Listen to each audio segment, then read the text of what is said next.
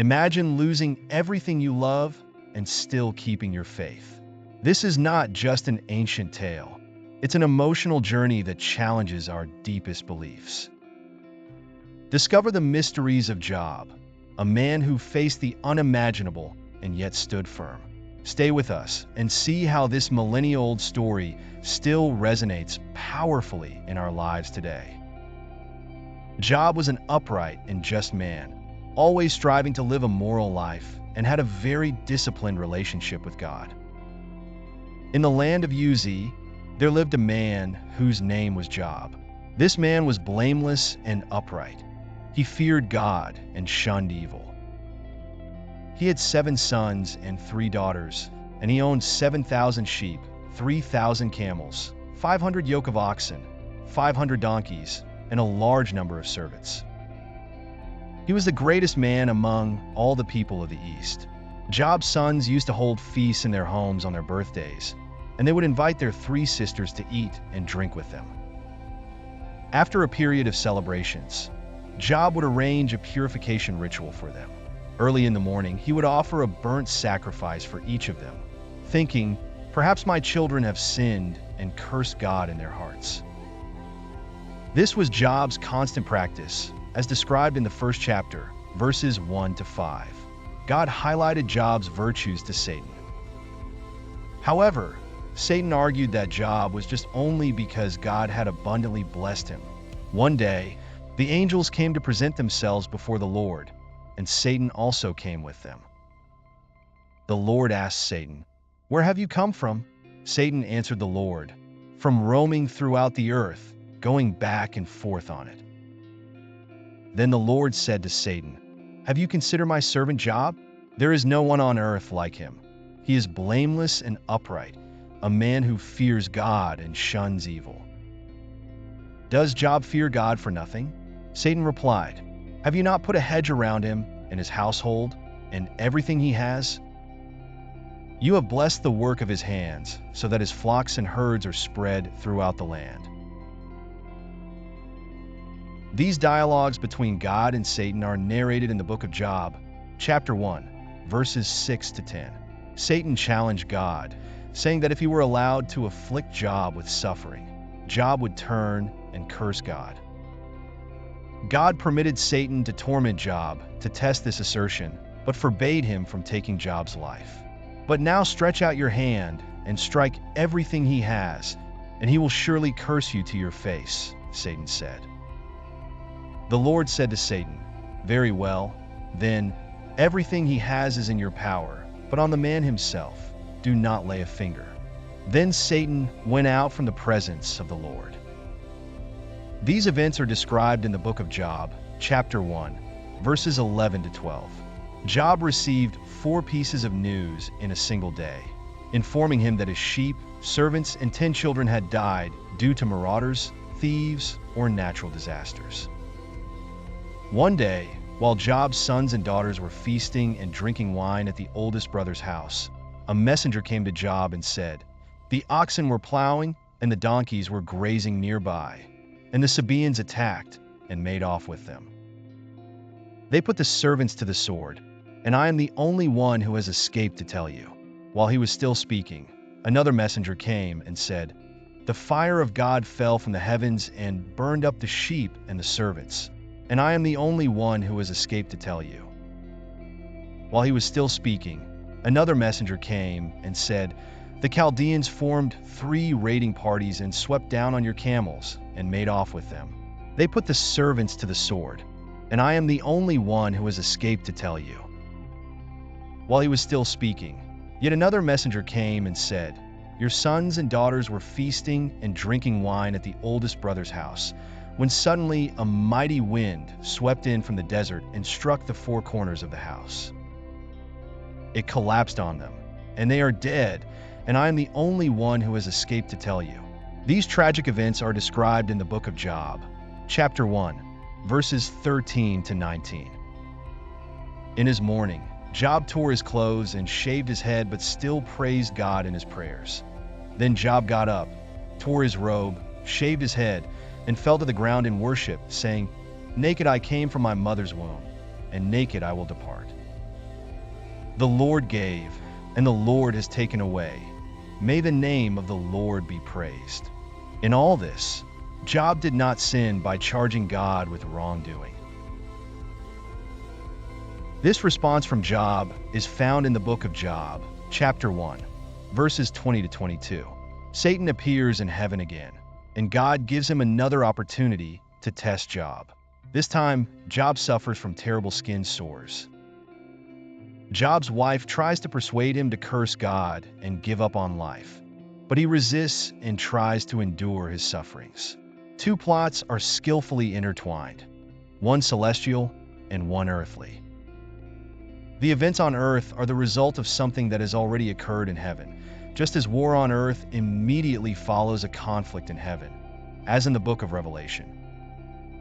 Eliphaz, Bildad, and Zophar, three of Job's friends, arrived to console him, sitting with him in silence for 7 days out of respect for his mourning.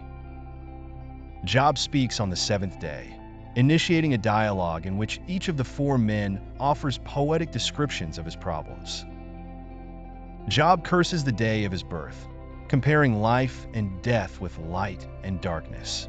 He wishes he had never been born and that his birth had been covered by darkness, feeling that life only increases his agony.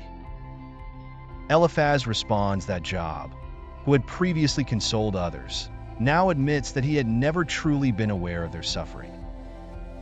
Eliphaz concludes that Job's pain must be due to some sin he committed and recommends that Job seek God's favor. Bildad and Zophar agree that Job must have done something wrong to provoke God's justice and argue that he should try to demonstrate more innocent behavior. Bildad assumes that Job's children brought death upon themselves. Worse, Zophar insinuates that any sin Job committed would deserve much more pain than he has received. Job reacts to each of these comments, becoming so irritated that he calls his sympathizers useless physicians, masking their help with lies. As described in the book of Job, chapter 13, verses 1 to 4, my ears have heard and understood all this. What you know, I also know. I am not inferior to you. But I desire to speak to the Almighty and to argue my case with God. However, you smear me with lies. You are all worthless physicians. Job questions why God judges people based on their actions when he could easily correct or forgive those acts. Job is perplexed about how a human can fully satisfy God's justice, given that God's ways are mysterious and beyond human understanding. Additionally, humans cannot convince God with their words. God is not deceived, and Job admits that he doesn't even know himself well enough to defend his case before God. Job longs for someone who can mediate between him and God so that he is not condemned to Sheol, the world of the dead. Job believes that in heaven, there is a witness or redeemer who will testify to his integrity, as he expresses in chapter 19, verse 25, I know that my Redeemer lives, and that in the end he will stand on the earth. And in chapter 16, verse 19, even now my witness is in heaven, my advocate is on high. The suffering becomes unbearable for Job, and he grows bitter, anxious, and fearful. He laments the injustice of God, allowing wicked people to prosper while he and many other honest people suffer. Job wants to confront God and protest, but he cannot physically find him. He thinks that wisdom is hidden from humanity, but resolves to pursue it by fearing God and avoiding evil. Eventually, God intervenes in the divine dialogue. During his speeches, Job had asked God 36 times to speak with him, and now his wish is granted. The 2 times God speaks to Job occur in the midst of a storm. There is a certain humor in how God addresses him. Job is reminded by God that he is the creator of all things. God goes over his impressive activity of creating and sustaining the world, asking Job if he could match this work. He finishes by asking if Job is in a position to judge, saying that it is presumptuous of Job to believe that God should explain himself to him. Job is made to feel very small. Eventually, Job responds, I am unworthy. How can I reply to you? I put my hand over my mouth. I spoke once, but I have no answer. Twice, but I will say no more. God restores Job's children, 7 sons and 3 daughters, his possessions, camels and flocks, making him far richer and happier than before. As God's servant, Job is rehabilitated. On the other hand, Job's 3 friends are severely reprimanded by God, who says they did not speak rightly about Job, indicating that we should not quote their speeches as truths. What is remarkable about the 2 rounds of dialogue between God and Job is that he still does not answer Job's inquiries and does not tell him about his bet with Satan. Job did not need to know what was happening in heaven because God had his reasons for allowing him to suffer. We must bear in mind a sharp difference between the Jewish and Christian understandings of this book. The Jew of Old Testament times could not see the problems of temporal life in the light of eternity. He felt that God's justice had to be seen in this life, as both good and bad people went to the same destination, Sheol, a place of shadowy existence where broken spirits slept. Christians, on the other hand, have a completely different view of current suffering. They see the greater vision of heaven in light of Christ's work. The suffering in this world pales in comparison to the life that awaits in heaven. Consequently, there are only hints of the afterlife throughout the book of Job. At one point, Job declares that he will meet God after his death, but this is not a recurring theme in the book, and he has no idea how this will happen. The book of Job has 2 main plots, the divine plot and the earthly one. The book begins with the heavenly plot, the meeting of God in heaven with Satan. Satan was an angel whose function was to report sins. He was God's prosecuting attorney, traveling across the earth to report to God on how human beings were behaving. By the time of Job, Satan had become so cynical that he no longer believed that anyone could love God for God's sake. He believed that people only loved God for what he could give them. Thus, a debate ensues between God and Satan, with Satan arguing just that. God asks Satan if he has come across Job in his travels on the earth. Job loves me because he loves me, not for any blessing he has received, God asserts. The 2-plot structure of the book reminds us that no one knows the full picture when it comes to understanding why people suffer. It must be very difficult to defend oneself when in so much misery. Beyond the search for explanations, everyone is confronted with a larger question. Can I continue to believe in a good God when everything seems to be going wrong? The book of Job offers an answer to this question. What was Job's greatest pain? This clarifies the importance of this topic. Was it physical affliction? He was covered in sores from head to toe, tired, exhausted, and in excruciating pain. Socially, due to his physical appearance and the fact that the local community was aware of his recent tragedy, he became a social outcast. People would walk on the other side of the street rather than talk to him as he sat on the ash pile at the edge of the village. Even the teenagers laughed at him. Mentally, he faced the mental agony of not knowing why these distressing things were happening to him, especially since there seemed to be nothing in his past to indicate such a reason. Spiritually, his spiritual anguish was much worse than anything else, as he felt alienated from God. Job cried out, pleading with God to locate him, talk to him, and even argue with him. This was the most excruciating, truly agonizing pain. Suffering is far more tormenting if we believe that God is distant and uninterested. However, when Job finally got to speak with God, things didn't turn out as he had planned. For Christians, the book of Job can be seen in the context of the New Testament. God allowed Satan to provoke the death of Jesus on the cross, with Jesus himself asking, "My God, why?"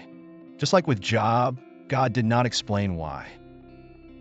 This suggests that even the Son of God lost touch with the purpose of his suffering under the intensity of the torment of crucifixion. The Christian understands that life continues beyond death. The problems of suffering do not need to be resolved in this life. It is interesting to note that in the Greek version of the book of Job, an additional verse was added, stating that he, Job, will rise again with those whom the Lord will resurrect. This hope of resurrection reminds us that there will be a final vindication of Job. Christians believe that Jesus will return to judge the living and the dead at the end of time. One day, there will be a courtroom scene where Jesus will sit as judge, and all the wicked and godly people who have ever lived will stand before his throne to be judged according to their deeds in the body. Then, all that Job longed for will be about to become a reality.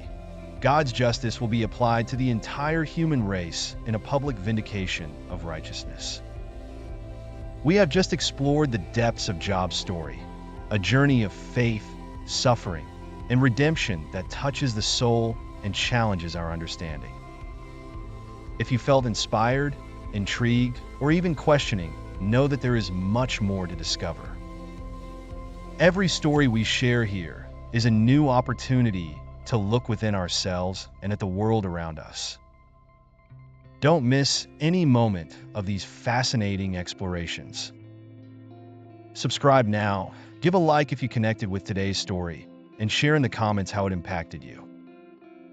And don't forget to share this video with someone who, like you, loves unraveling the mysteries of life and faith.